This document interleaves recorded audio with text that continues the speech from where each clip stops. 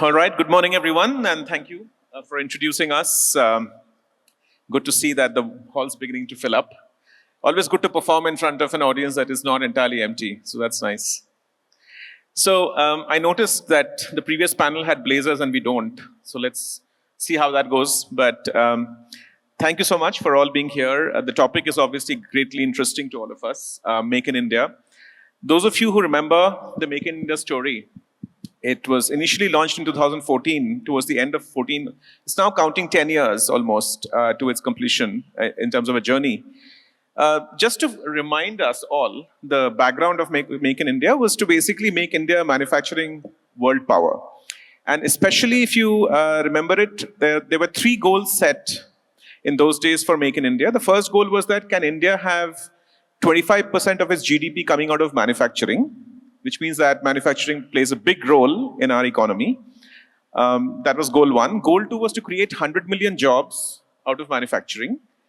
And the goal 3 was to make the manufacturing sector a high growth sector, which means that can it grow between 12 to 15% a year, which means can it double every 5 to 6 years. All of you here are math wizards for venture capital, so you know this math. Now, if you look back in the track record of this, results have been, I would say, very mixed. I think the 25% of GDP has, I think, stuck at 16, 17%, which is not great and not terrible. It's reasonable, I would say. The second goal has been a complete washout, right? 100 million jobs in manufacturing, I think the numbers are well below 10 million. So that really hasn't worked. The third one, about 12 to 15% annualized growth, CAGR over 10 years, I think we're at 6 to 7%. So that's also not really hot. So all in all, it's clearly a mixed bag. It's certainly not an unqualified success. It is not a disaster either. So we are sitting in that middle of that 10, 11 year scorecard looking back situation. So I just want to set that context of Make in India. With that being the case, let's get started. We have, as you know, some very eminent investors here with great funds. And what I really like about this panel, and I suppose it's by design, but could also be otherwise, is that the sectors they represent are so different and so unique. I mean, Tessa has got space tech and defense tech to talk about, extremely hot sector, and currently, in the eye of the storm, so to speak. We've got Ashwani, who's representing a relatively younger firm, and I think their focus, and I'm sure he'll tell us more, is manufacturing, climate, and perhaps even financial infra and deep tech and so forth. But I'm assuming that climate and manufacturing is big. And of course, we have Sanchayan representing Avishkar, one of India's most, storied impact investment firms. And I think the work in financial inclusion, agri, etc., microfinance, I'm sure all of you know it's legendary work. So congratulations to all of you for doing some great stuff. With that being the case, let's kick it off. So Tessa, why don't we start with you, right? Space tech, defense tech. Tell us what is, in your view, from the Make in India perspective, what is going right and what is going well for your sectors? First of all, good morning, everyone. Thanks for making the time on a Saturday morning. And thanks, Shantanu, for the question. I think at the very top, right, if you think about where India was, and I'll speak about it more from an early stage venture capital investor point of view in space and defense. A decade ago, we were importing drones, we were renting satellite capacity, and defense manufacturing largely meant subcomponent manufacturing and export. Today, just to contextualize sort of where we are, our exports in the last decade alone has increased 34 times. We have over 300 private sector space tech companies. And ISRO is partnering with some of the best deep tech minds in the country and not the only player in the room. And that's just not incremental, right? I think that's truly identity shifting as a nation. And you'll see that, I think Shantanu sort of alluded to it at the top, you'll also see that reflect in public market sentiments as well. Today, you're seeing a defense company trade at multiples that were only known to SaaS companies.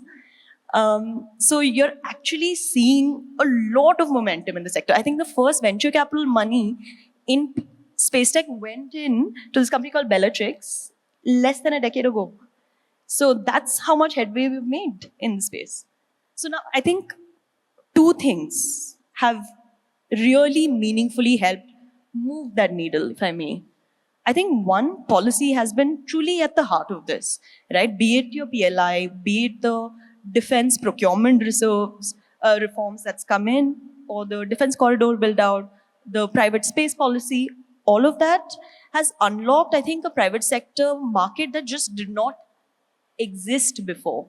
And you're also seeing capital follow some of this, right?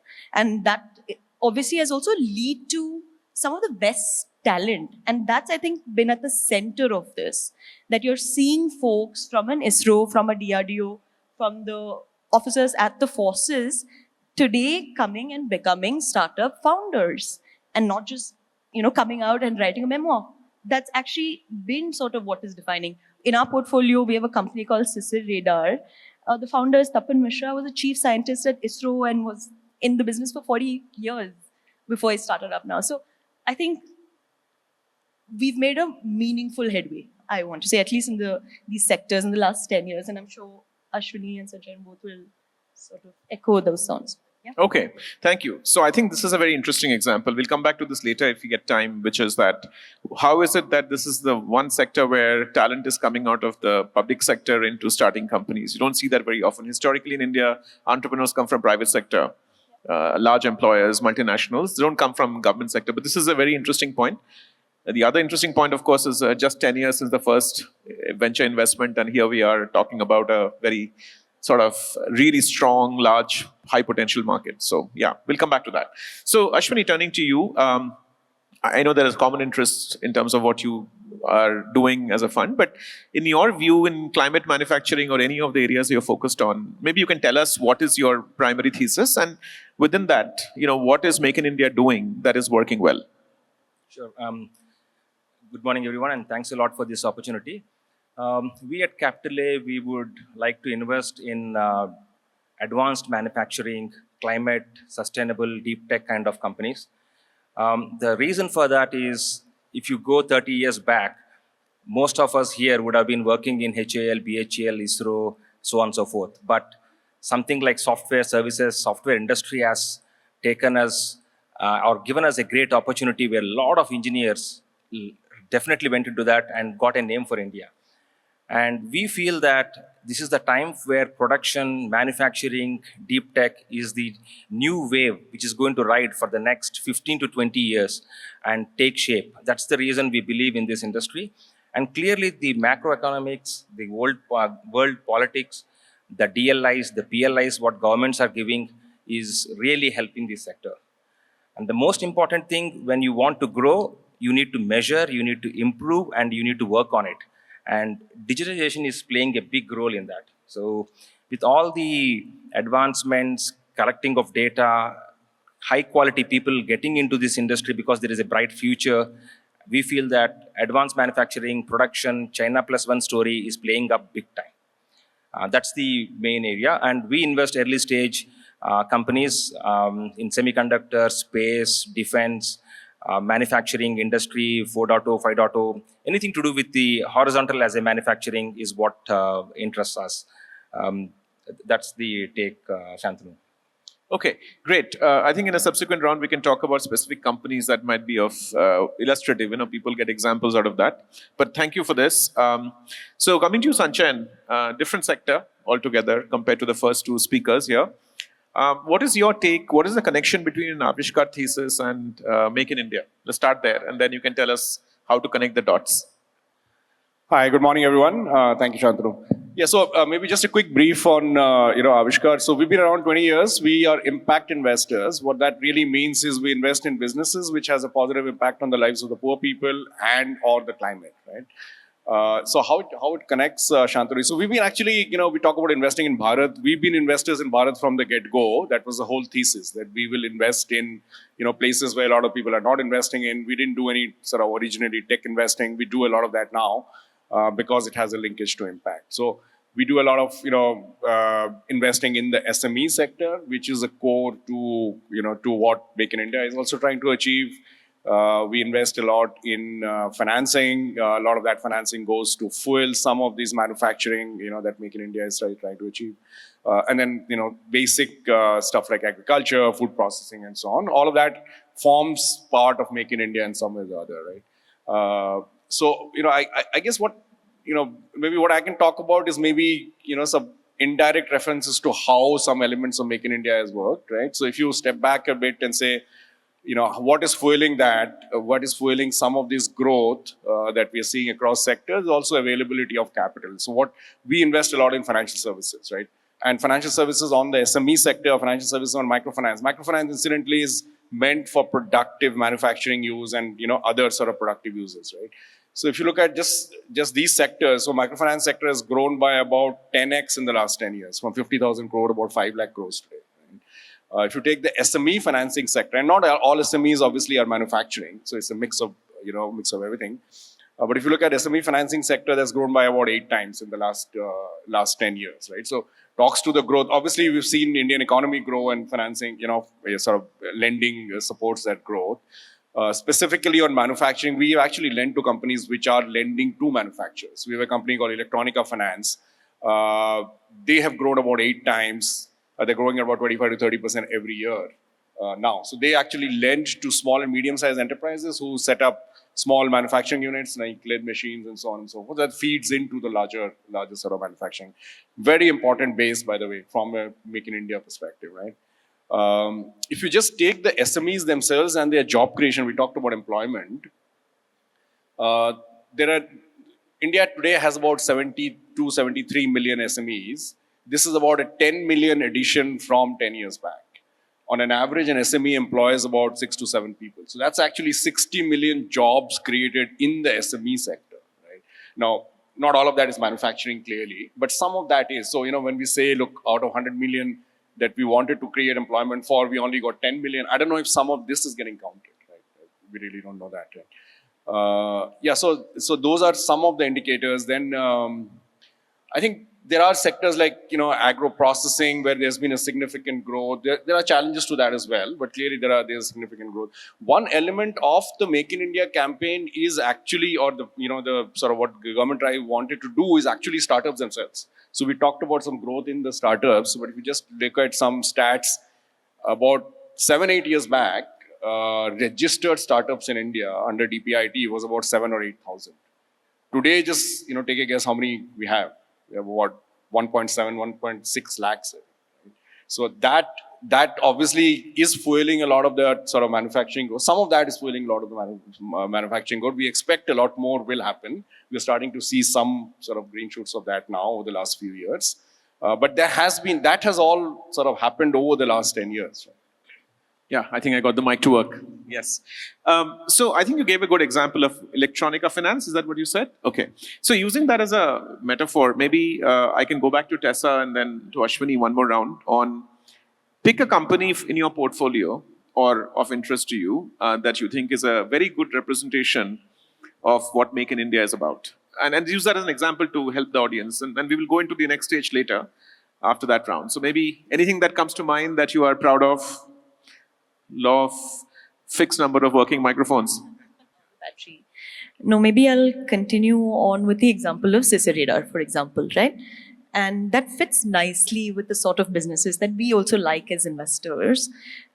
So like I mentioned, we spoke a little bit about the founder background.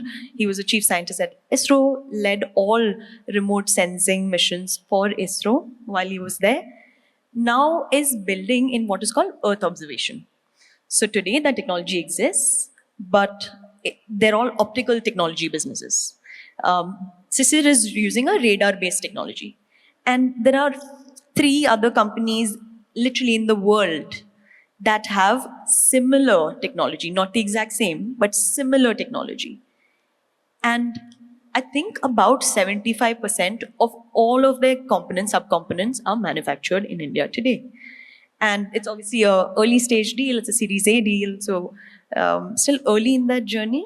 But the product has already been tested for 500, 600 hours now on a drone. They're also building their sort of buses as well as their satellite payload will go into space early next year. I think in all honesty, private space launches have become more of a conversation at coffee tables than SaaS investments, right?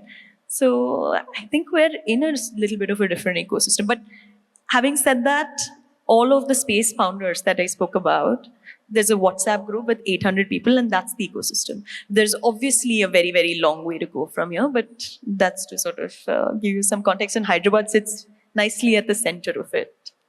No, that's why I asked you for the example. Just a quick question for clarification. How much of this technology that this company is developing is hardware and how much is software? Is it, just give a ballpark? So when any of these companies start largely, there's like anywhere from, I want to say, 3 to 8 to 10 years of hardware built out that's required. This company has been around for 4 years. That's when we invested in the company. So your first check might be a little bit later than if you were building a dating app. But, I mean, if you are wanting, and dating apps will give you quick feedback on whether your platform is working or not. But if you want to be part of nation building, I think it's important to build in some of these sectors. Fair enough. So, Ashwini, any examples from you that really represents Make in India spirit in the startup world? Absolutely. As we are an early stage investors, we come in, some of the companies, we come in at idea, right? I have a company called Lumas. They make nano factories. So whenever you build a product or a consumer product, for example, you can't go to, as a startup, you can't go to a big factory where you need to put 500 kgs of raw materials to get like a ton of or 10,000 bottles, right? So these guys, Nitesh and Subhajit, they are ex-IISc MTech graduates. They came up with a nano factory where you have the ingredients placed and it's completely digitized, where you can put the proportions in and the processes, and it gives an output of a tablet or a capsule or a serum or a cream. So you can have small batch manufacturing, continuous manufacturing. Your cream and my cream need not be same because we are different, and you can do just in time.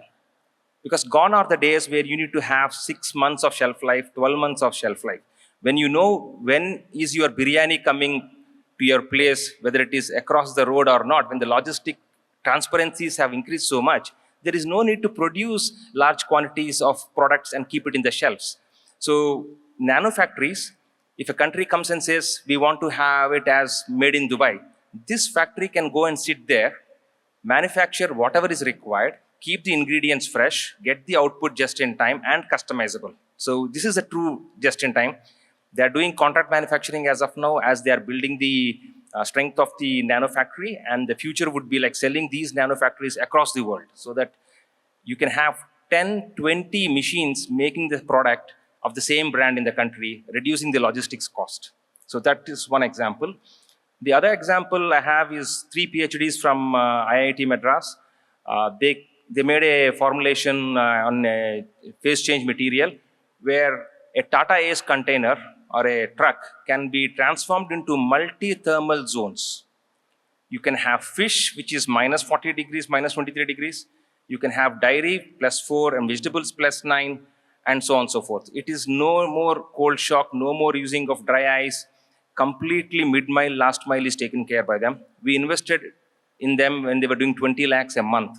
Now they do 6-7 crores a month. And they can go into thermal solutions for data centers. They can go into HVACs and so on and so forth. So there are multiple examples like this. I mean, for us, startups are like our babies. There is no favorite, but I had to give some data, deep tech examples. Very nice. I mean, fascinating, both examples. But the first one, just pardon my ignorance, but I'm thinking that nano manufacturing or nano factories, is it additive manufacturing, 3D printing, or is it traditional subtractive? It is traditional. So it is traditional manufacturing machine. Today, Shantanu, if you go and ask for a 10-head, 14-head packaging machine, it will cost 50 lakhs. A Bosch machine, roughly, don't quote me on this, but roughly 30 to 40 lakhs, right? But this entire machine, which makes you a serum bottle at the end, costs around 1-2 crores. And it is so simple and small. It is like a big photocopying machine. Because it is small and clean, your certifications are also very easy. So, got it. So the business model is what? Manufacturing as a service? to start with, till you build the expertise on the machine. Got it. And then you can deploy this and completely manage the manufacturing also, or you can do asset sales as well. You can sell the machine off, like how you sell a packaging machine. No, I think this is a fantastic example. So thank you for sharing that. Great. So let's just switch gears. I know time is not infinite, so we'll switch gears a little bit. Clearly, there is enough here to say that, excitement. I mean, really, there is so much innovation happening in manufacturing, clearly. However, if you go back to the original points I was making about why Make in India has been struggling, I'd like to switch gears now and ask you the same question on a flip side, that why do you think Making in India has struggled as much as it has? Why are we not at 25% of GDP for manufacturing? Why are we not producing 100 million jobs? And why are we not growing at a rate that would allow us, this sector, to double every 5 years? Maybe I'll start with you again, Ashwini. Yeah. See, I'll give a different view, right? Why did VCs invest in tech before than manufacturing? The reason is very simple, right? You have an app which is working. Before I finish this sentence, it can be deployed in Kashmir, it can be deployed in Kanyakumari. So the rate at which a tech can be deployed in technology is light speed, the speed of electrons, right? Or more than that. But in manufacturing, when you do a product, it has to go from GD Metla to Habsiguda maybe first, and then Bangalore, then Kanyakumari, and so on and so forth. So there is a inherent, in a physical world, inherent delays at which it progresses, right? It takes time. In software, if something goes wrong, you can have 10 people overnight burn the midnight oil and fix it. But in manufacturing, if you go and buy a wrong steel, you are done. You cannot sell it, your money is gone, and you may even need to shut the company, right? So manufacturing is very tricky. Software cycles go as VC with multipliers. But manufacturing and product and IP, if you get it right, it will be a couple of times VC. After that, it is debt, strategic / VC kind of thing, right? It's a different view. The main reason for the delay in growth could be the nature of the business, because it takes time. You can't build a factory in one day. You can't run a manufacturing unit from garage. It can start from there, but from there to the factory, it takes time. So that's one of the biggest reasons. The other, on the employment side of it, things have changed. To run a very huge factory, unfortunately or fortunately, you don't need a lot of people, because digitization has come into picture. If you remember, 10 years back, for a check to pass, 3 people had to sign, right? I mean, literally. But now you have maker checker, you have authorizations, and so on and so forth. So banking digitization has taken over. Factory automations have taken over. Real dark factories have come. When I say real dark factories, there is no light in the factory. It's completely run by robots. So these are the 2 factors where employment numbers you will not see so much, even if it becomes very big gigafactories. And gigafactories take time to build. Very nice. So you give 2 good answers. One is that for the first count of 25% market share, just wait. 10 years is not enough to expect to see that kind of result. So maybe the goal was not properly timed. So maybe another 10 years, 15 years. And the second one is like, there is no hope. There is not going to happen. Yeah, and one more important thing is that if it is easy for us to build, it is easy for others also to build, because we may be smart, but others are also smart, right? So what took China 40 years to really do that, it will take time. And there is enough tailwinds, fortunately, for us now. Understood. Sanchan, what are your thoughts? I mean, from your perspective, I mean, you talked about SME sector. SME sector is supposedly the long tail of manufacturing. It carries a lot of weight, but in some sense, it's also a very large number of players offering small amounts of GDP add-on, let's say, right? So from your perspective, what is the real reason Make in India has not gotten us to where we should have been by now? Yeah, so, SMEs is the long tail. It's actually a very large contributor to the GDP. I think about 30% of the GDP comes from the SMEs, so pretty significant and one of the largest employers, of course. Yeah, so, I was just thinking about some stuff that Ashwini said, very important. But if you take a large-scale factory, it's one thing to have a self-contained factory, the other thing to have that factory being fed by a number of other sort of component manufacturer, which all sort of comes from the SMEs, right? firstly, I won't necessarily say it's failed, it's grown slower. I mean, if you just look at absolute I don't think you're numbers, saying as I it's just failing. I said, think you're saying it's stumbling. correct. It's stumbled, and could it have been faster in some sense? So one thing that we see, so I guess I'll talk about it from two perspectives, right? One, for the SMEs themselves to grow, I think there are two challenges that we see. One is the access to credit. There is a lot of credit going to SMEs, but they still, I talked about the fact that there's been 8x growth in SME credit, but there is still about a 90. I think I remember my numbers right, about 90 lakh crore shortfall in SME financing today, right? So that still hasn't opened up. So which is required for some of that growth to happen. I think from an employment perspective, we need to do better at skilling and better at having labor markets work better. I mean, probably that a lot better than I do. But we see it on the gray collar, blue collar segment. There's, on the one hand, there's significant churn happening at the SME levels. On the other hand, there are lots of people who say we aren't employed, right? So some of that is a skill gap. A lot of that, I think, is actually skill gap. So we need to do a lot better, I think, on the skilling aspect of it, and have labor markets work more efficiently, just from an employment perspective, I would say. So the credit part of it is absolutely well understood, because I think if you talk to NBFCs today in this country, and there's so many of them really coming up, and they're so interesting, so many of them. So, and MSME credit, SME credit is certainly one of the big areas that people are trying to innovate. There is a lot of gap, like you mentioned. So I think in some sense, people in the audience should start to pick up cues in the ecosystem where the gaps are, from what you guys are saying, that credit for small manufacturing is really one of the big bottlenecks to unleash this long tail. So maybe we can grow faster if those things were available in the ecosystem. But I think this point about skilling, I mean, both of you made somewhat contradictory statements, which is good. I mean, he's saying that it's not going to happen, and because automation is always going to run faster than human skilling.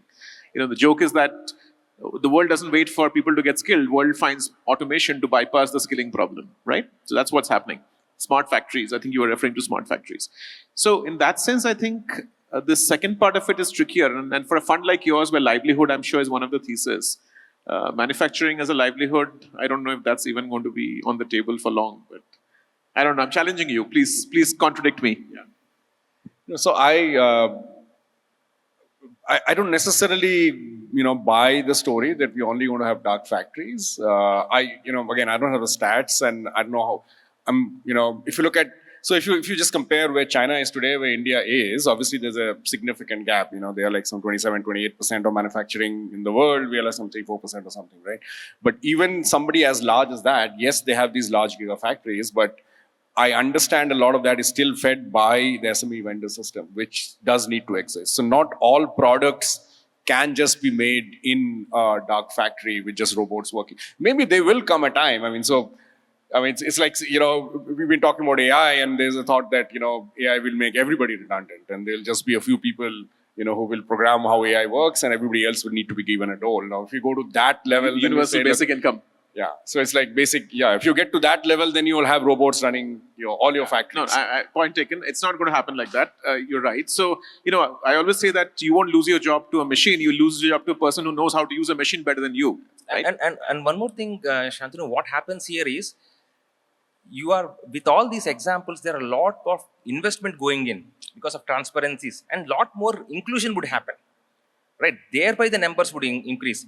You can't expect a factory and to employ 1 lakh. Like even if you take the semiconductor fab, it may be $1 trillion investment. There will be 150 people working there. I was going to say 50, but you're being generous. Yeah. 50 acres requires 50 people now, I think, of land. Yeah. So Tessa has been waiting patiently for us to, stop doing this back and forth. So Tessa, what are your thoughts as to? I guess you're in what I consider to be like a rocket ship, literally sector, both financially speaking. People think rocket ship investments, but you are investing in rockets. So double entendre. But having said that, in your case, do you think Make in India has been an unqualified success? There is no problem at all? Absolutely not, right? I think nothing in the world is without problems. But just talking about, and obviously defense has been a fairly, like you mentioned, fast-growing segment, but no growth comes without some teenage acne. So I think there's some of that, right? Like procurement cycles can sometimes feel like a submarine in reverse, or your testing infrastructure access can be similar to your Coldplay, buying a Coldplay ticket. So some of those things exist. And export compliance process, especially if you're a dual use company, it's very a tricky sort of business to be in. But I think that's one part of the problem statement. But just to speak a little bit about the capital allocators like ourselves, I think we need resilient domestic capital to invest in sectors like space and defense. We need capital that will stay in the country even if US interest rate changes. That's the capital that's needed because, like we spoke about earlier, deep tech hardware takes time to build. So you need domestic capital that supports that across VE, private sector or public, really. And you also need investors that will not ask a Series A missile guidance chip manufacturing founder why it's a SaaS pivot, right? So you also need investors that understand the technology, understand the business. And I think that's sort of where I land with this one. All right, wonderful. So we've got 10 minutes left. Let's make it interesting because the audience of TiE is always an audience of past, present, and future entrepreneurs, right? So with that in mind, imagine we were having this panel 10 years from today, yeah? And we were looking back in these 10 years, intervening between now and then. And now you take into account geopolitics. We know what's happening in the world. Moving to a multipolar world, the US is sort of, abdicating some of its sort of senior status and allowing China to come in. China is asserting. So all that being the case, in that multipolar world, a lot of geopolitical stuff will shift. We know that. In the technology world, things are shifting. So far we've successfully managed to run 40 minutes without talking about AI. So for that, I compliment all of you. But having said that, AI is a real major, the disruptor of our lifetime, right? So in that sense. So you take geopolitics, you take AI, you take deep tech, broadly speaking, and then you say, what entrepreneurs would emerge in this 10 years that we would be talking about 10 years from now? And the reason for talking about that is that give people an idea of what is worth building, in other words, right? So Tessa, why don't you start with you? I think honestly today, if you're in the audience, you're a deep tech founder building, welcome. We've been saving a seat for you. This truly is, I think, been in like the best decade in India's history to be building in these spaces. So today, almost, I want to say all of the deep tech startups that I speak to, like we spoke about Sisir, is a combination of both hardware and software both. And a lot of the software is enabled by AI, which is generative in nature, right, in its intelligence. So that's, I think, the zip code that even all deep tech founders are sort of building in. But I do want to make sure that I'm, like, especially in the sectors that I spend time on, to just give you some thematic areas that I'm most excited about. Things like secure communications, propulsion tech systems, testing infrastructure. All of those are fairly interesting areas to be building in. And then general autonomy as a broader theme is, we can debate whether that will get built in India or in the US, but if the capital market can match the talent that already exists in this country, I think those are all interesting areas to build in. But I do want to leave the conversation with, just for any entrepreneur that's starting out, 3 broad starting points. If you're an early stage founder, start with a dual use application. It protects you against revenue cycles that is in the nature of this business. Build for ruggedization. So if you can have a product that works in the heat of Rajasthan or the cold in Siachen, global buyers will follow. Build relationships early in this sector. In defense specifically, relationships compound a lot faster than revenue could. So those may be like parting thoughts. Okay, wonderful. Thank you. Ashwini. I'll give a couple of examples before I come to what's the future entrepreneur should look at. If you take SaaS 10 years back, it took time because you are pretty much building end-to-end modules in that solution. But today, if you want to build SaaS, you can pick authentication module, you can pick encryption module, you can pick payment gateway module, you can do, and just do the core business, right? So the time to market for SaaS was much longer last time, previously to build, but now a lot less. So you need to be a lot more quicker. So what learning, at least I see and I tell a lot of entrepreneurs, including myself when I was building, is that if you can't do anything in 2 years, then you are too late, right? Because the competition is catching up because they can build faster and cheaper. The other one is build for something which is going to be there in 5 years, not today. Because then you have the early mover advantage, then you can do little bit of pivots and so on and so forth. And especially for Indian context, with amount of monies PSUs have been allocated directly, indirectly by government, the grants and the debts, always look at what you can get as a grant, debt, or any shape or form from the government as well, because there is enough money sitting there. Obviously, the transparency has to increase and reach has to increase, but that is something which you should definitely avail. Otherwise, you are not doing justice to your startup. So these are the one. Time to build, keep a watch on it. What you're building, whether it is future-proof or futuristic, keep a watch on it. Third, are you getting the finances, low-hanging finances available? Are you grabbing them or not? Keep a watch on it. These are the three. Nice. Yeah, so I think I'll just abstract out a little bit and say, look, if you look at the last, we talked about all these startups that happened over the last 10 odd years. A lot of the excitement has actually been around India as being a market for products and services, right? Yes, we build, B2B products which sell offshore. We build software which sells offshore. But a large amount of excitement has really been building products which can be sold to the large Indian market, the middle class, and now the tier 2, tier 3 cities and so on and so forth. We as investors, and granted, we are not sort of really deep tech investors. We were not deep tech investors about 10 years back, but we were looking for people who would do more stuff in manufacturing, and it was difficult to find those people. I think we find a lot more of those people now, right? So if I had to look 10 years out, I would say, look, we will find a lot of people who are really building at two levels. Obviously, there's AI and all of that, which is in the software realm. We have always done that, and we will do that. Hopefully, we'll do that faster and better than other people in the world. But I think we'll build a lot of stuff more with atoms.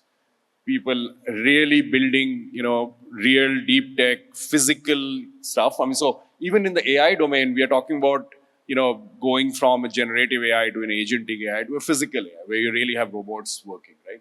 So we see a lot more people coming up in that. Space and defense tech is part of that, but I think we will see a lot more of that. So we'd love to obviously see that, but there are green shoots today. We need to do a lot more. Among the VC circles, the conversation is, yes, there's a good, exciting pipeline, but, like she said, when I'm Series A and B, very difficult to find still people who have scaled up yet. It's going to take time. But hopefully in a 10 years time frame, we'll have a lot more people who are really building stuff. Nice. So, all of you said very interesting things, and I felt like I should ask this question that, we talk about skilling. Do we find people skilled in our sector to build a company? That's a common question that people ask of entrepreneurs. Entrepreneurs ask of others. But you guys are investing in entrepreneurs, right? Not investing in companies themselves or sectors through the entrepreneurs. With your lens, what skill, if you have to pick one skill that you're looking for in an entrepreneur you want to back, what is that thing? If you feel like you're not ready yet, that's fine. But whoever thinks you have a ready answer to say that, look, if I get this skill, I'm already interested in this entrepreneur. Yeah? This should technically be a rapid fire question, but I'm giving you time. Yeah. I think one time a founder told me that, Tessa, you don't need to believe my idea. You just need to believe that I won't quit on it. And I think that's exactly what we look for with founders, right? That don't quit on their idea, that pivot till they find fitment, and they will all pivot. And so conviction and a little bit of resilience is there. And especially if you're building in a market like India, it does take a lot of resilience to build here.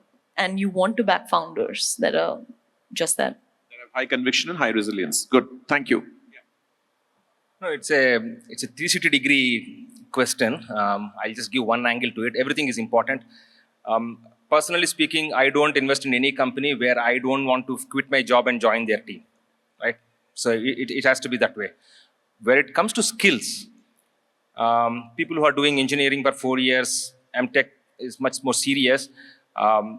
Skilling at semester 1, semester 2 is very important, right? Especially with the amount of hours and grind they go through in the 11th and 12th class, once they come to engineering, industry adaptation is very important. Otherwise, the 4 years are kind of lost, or not enough justice is done. Apart from the marks, studies and all, fundamentals is fine.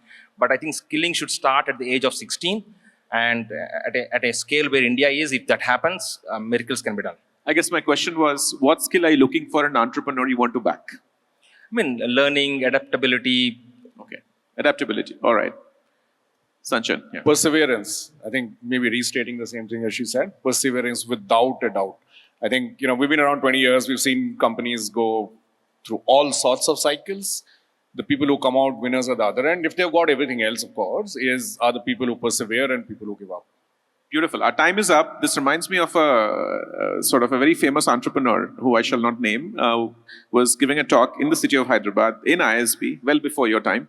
And somebody asked him, like, so what is that skill in an entrepreneur that you will always back? And he says, look, in the history of entrepreneurship, only one set of guys make money. These are the guys who never give up. Everybody else loses money, right? So I think that's what you guys are saying, right? So with that, thank you so much. I'm sure we could have gone on for another hour given the nature of this conversation, but we are done. And thank you so much for being such a wonderful, insightful panelist and wonderful audience listening to us. So thank you so much.